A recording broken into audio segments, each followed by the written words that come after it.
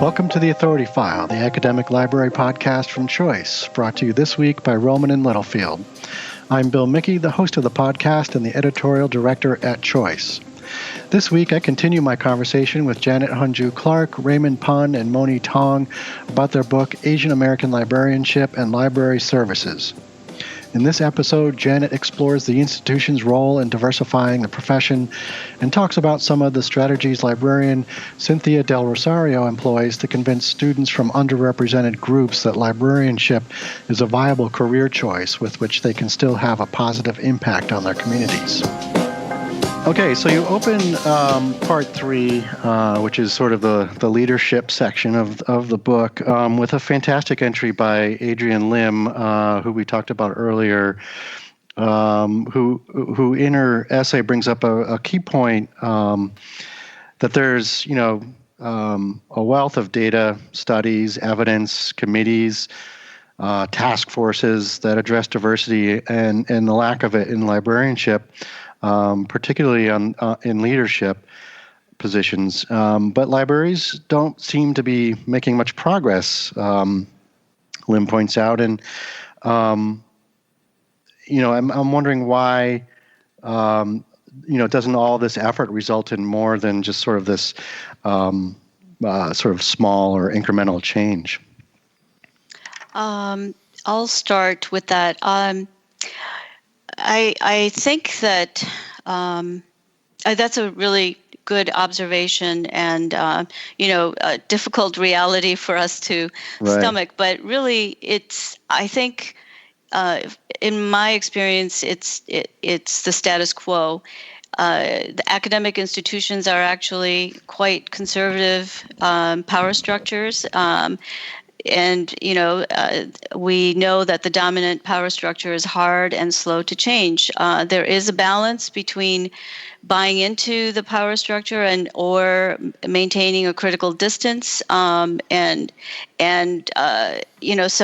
we have to balance those pressures when we're in it, when we're part of it. But it's also I want to point out that it's not just the people of color or, Asian Americans who are in these positions who are responsible for making these changes happen. They are members of the structure and the institution, but really the institution itself is what needs to recognize the need and the rewards of diversity in librarianship, but also obviously in other professions and of course throughout higher education.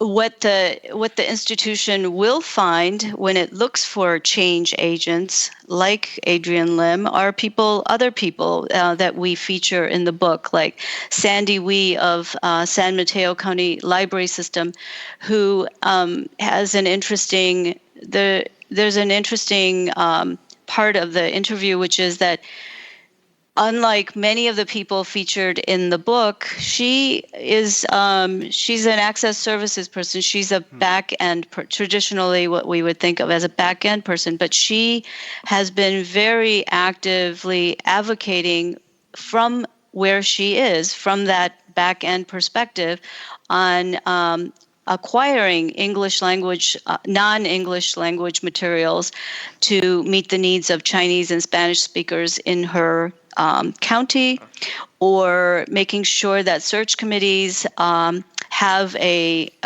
diversity as a priority in hiring, looking for people who have non-English language skills, for example. These are all really tangible, real ways that people are helping to make those structural institutional changes. And when you do it time and again, when you say at every single search committee, okay, we need diversity is a very high priority for our organization, then it becomes more normalized, and then it becomes an essential element of what we do. Mm-hmm. Patty Wong is another example. She is recently the county librarian of Yolo County. She has actively, and she's also a past APALA president, And as a leader, as a visible leader, she has actively mentored APA librarians into leadership roles.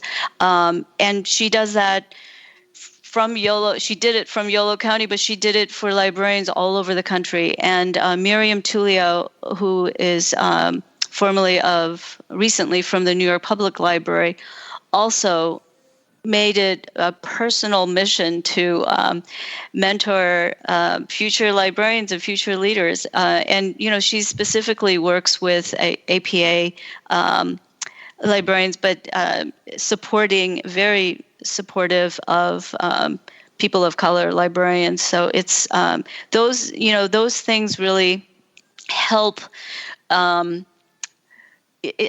Albeit in incremental ways, but when we look for them, they're there. So it's really the institution needs to recognize those good works that people are doing. Right. Well, I think, like you said, institutionalizing or even sort of making it a systematic approach can go a long way, and may sort of give a kick in the pants to that incremental sort of change that's been happening. So it may sort of speed that up a bit. I think we can't really underestimate that. The institutional endorsement and support is extremely important. I am an administrator, and I can feel in my day-to-day work that if we didn't have the message from the top that endorses something or pushes or prioritizes something like diversity, for example, it's much harder for the people on the ground to get things off and running. For example, we at Stony Brook, I'll just use a quick example. Stony Brook University, where I'm at, the president of the university for the last several years has really reiterated and reinforced his commitment to diversity in the university in all different ways. And so that has given us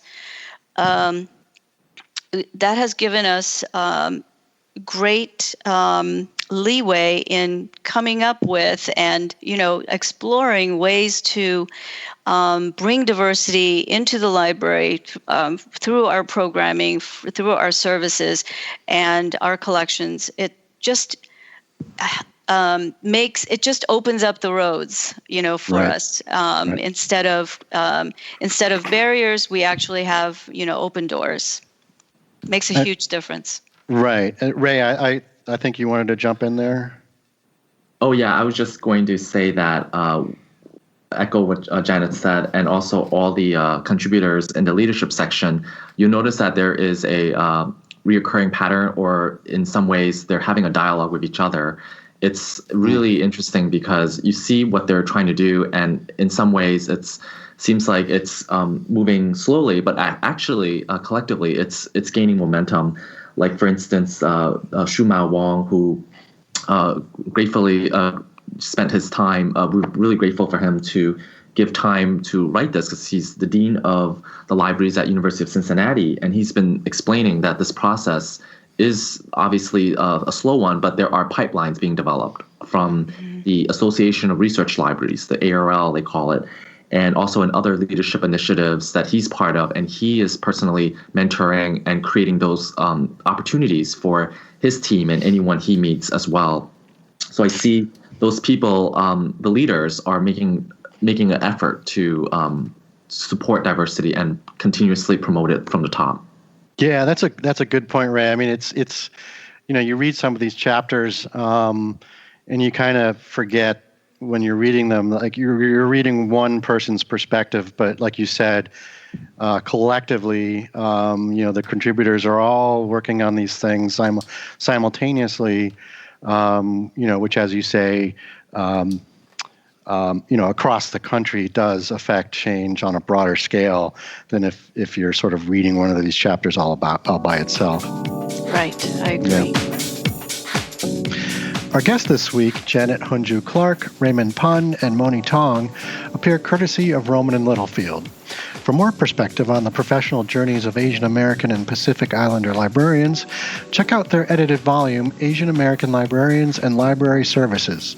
It's full of interviews with Asian American library leaders like Dr. Sarah Park Dahlan, Samith Malik, Bang Bang, and many more. It also includes insightful essays from Adrian Lim and Todd Hanma, as well as others, on topics such as building collaboration between campuses and communities and strategies for increasing the diversity of the library workforce.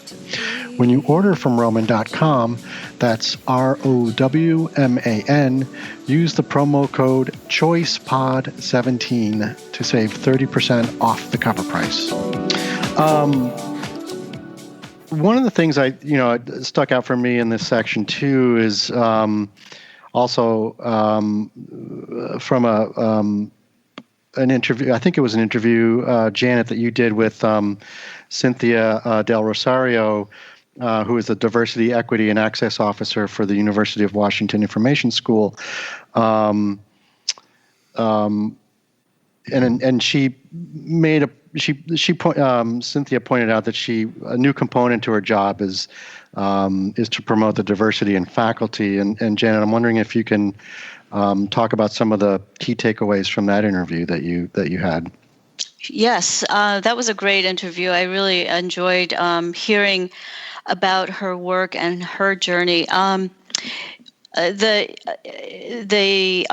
comment about diversifying faculty, I think, is just one of the observations that she makes in her work, because she really has a holistic view of diversity in LIS programs, and of course, diversity in the faculty is extremely important. My key takeaways from this interview was that we really need to strategically integrate diversity into the infrastructure. So what we need to do is to practice and infuse diversity from many angles: the students, the community, the faculty, and so I really appreciated that point. For example, she also advocates, she takes this back even into high school, in that she really thinks that, people of color, ambassadors, should go out into the local high schools to plant the seeds there, because we need to give these kinds of role models to students. And she also talks about, students might not have such great experiences in their local high school libraries because they're so underfunded. Either one librarian is servicing several different high schools, or it's actually a teacher who is doing part-time as a librarian in that high school. So they might not have the time or the energy to be great role models, but we know them. We know who great ambassadors are, and we should be going out there to the high schools to say, hey, here's, this might be a good thing for you. And I really like the other thing I really appreciated from her is the point about the way she approaches it is to talk to the students about giving back to the community. So she really connects them back. This is the good that you will do for your community by becoming an information specialist or being a librarian. And there are several, as you mentioned, there are several pieces that work directly with the community. They talk really about valuing that community engagement, and that works both ways. I mean, on the one hand, we engage the community, but actually, this engagement really validates the community itself in so many important ways, because they're marginalized, they're an immigrant community, et cetera, and for people coming from the institution, like an academic institution, and saying, hey, let's work together. you got some great resources. We'd love to curate and be stewards of them, or we want to interview your elders because, they're leaders in the community, and put them in an oral history archive. Those are really great ways to recognize the community. And so Cynthia's piece for me resonated with Todd Hanma's piece about it directly engaging the communities, but also, her idea of going out to the high schools, et cetera, and, connecting with the students and giving them that that option of becoming librarians also resonated with Sarah Park Dahlin's piece, and other people like Ellen O, who have really talked about the need for children to see themselves reflected in books, and how we need more of those things. Those are really important ways of validating and representing the many different experiences that there are that make up the American experience. Mm-hmm. Yeah, I think with your chapter on Cynthia, I mean, one of the motives, and you touched on this, was that she literally will grab one of her librarian students and go into ethnic studies classes, for example, and literally makes this sales pitch. I mean, I think her motive here is, okay, how are we going to get some more diversity into librarianship and have these kids consider librarianship as a career, and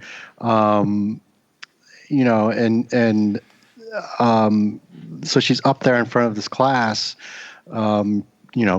pitching librarianship as a career option. And I think that community element that she weaves into it, that sort of underlying importance of being an information professional and the importance of that in the community setting, kind of positions librarianship as a perhaps much more of an attractive choice for some students who are still considering their career options, in the sense that it makes librarianship a much kind of bigger, or has them consider librarianship having a much bigger impact on the community in general. Right. Yeah. I just want to add that specific section, she calls them badass librarians. Yes. She takes the badass library students into the ethnic studies classes, and really, to get, like you said, a real sales pitch. And it's to encourage them and to say, hey, look what you can do. Mm-hmm. And it's meaningful because it's not just about making money or, doing good only for yourself, but it's really giving back to the community. There's a community element here, especially, and I think that's so smart of Cynthia, because she found a really good way to deliver this, because ethnic studies courses are really, many of the ethnic studies curriculum is closely tied with community activism and the community, recognizing the work that goes on locally in communities. And so, and that's what libraries do. I mean, libraries are very much community-based. Right. So depending on one library, like Monnee was just saying, the current library that she works in has a big Asian American population. Well, the community that Cynthia grew up in was very much, it was a mixed Asian population, Filipinos, Chinese, Korean, and so those are the most successful and beloved libraries are the ones that resonate with what the community wants and needs. Right. And so this is a great way, an entry for her to connect these students with librarianship or information science and their communities. Excellent. I thought that was awesome.